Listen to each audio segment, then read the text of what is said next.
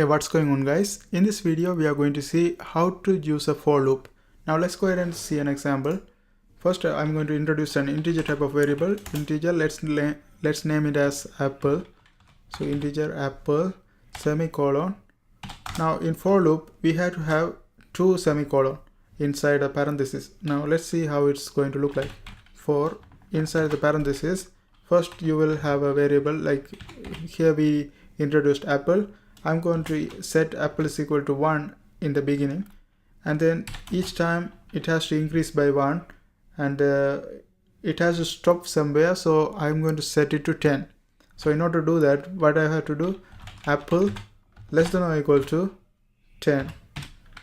So apple should be less than or equal to 10. If it's get more than 10, it's going to stop. So that's why it is important, because otherwise the loop will continuously running. That's why it's always to set we have to set it to limit something. Okay, limit this for loop.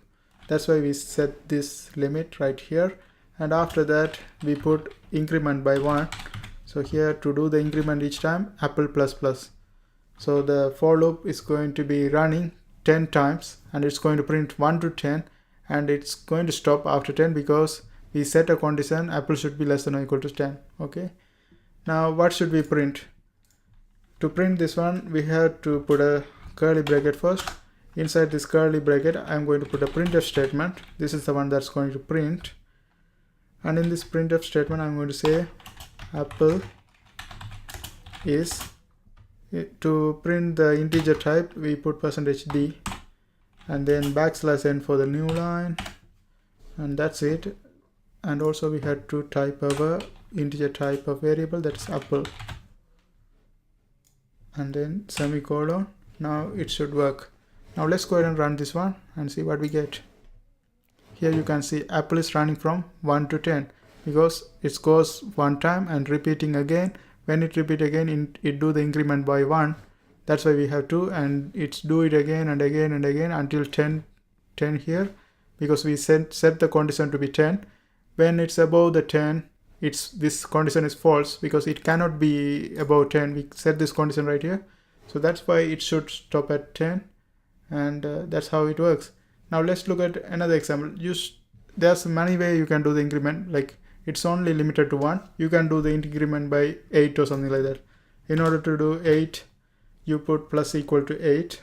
If it's 1, you can just put plus plus, but if it's 8 or more than 1, you have to put plus equal and whatever the increment you want to do. So here we can put plus equal to 8, and we set this one to be, let's say, 0. And since it's 10, we have to give, like, if we give bigger number, it's going to print more stuff, because if it's just 10, it's going to just print one time, right? So let's put 100 here. So let's see what we get. Here when you run this one, you can see it do the increment by 0, like 8 each of the time, 0, 8, 16, and it stopped at 96 because we set the condition to be less than or equal to 100, because the next number is 104. When you add 8 with 96, that's 104. So that's why it stopped at 96. And that's how we use a for loop in C programming. I hope this helps. Thanks for watching, and if you want to try these codes, it's all in my blogger. I put the blogger website in my description, so you can go ahead and try these codes, and don't forget to subscribe. See you next time.